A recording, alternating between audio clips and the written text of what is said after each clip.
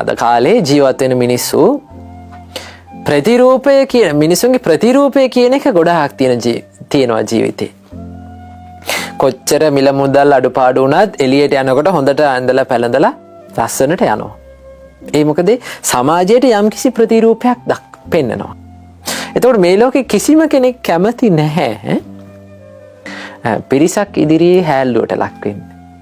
පිරිසක් ඉදිරියේ බැනුම් අහන්න. දෝෂාරෝපණයට ලක් වෙන්න මේ ලෝකේ කිසිම කෙනෙක් කැමති නැහැ.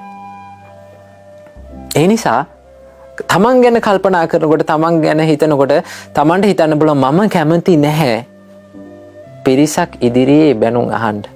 ඒ වගේම තමයි අනිත් අයත් කැමති නැහැ. ඒ නිසා මම කාටවත් ඒ වගේ අවස්ථාවකට මුහුණ දෙන්න මගේ අතින් මම සිද්ධ කරන්නේ නැහැ. කියන දේ හිත තුල තියාගන්න.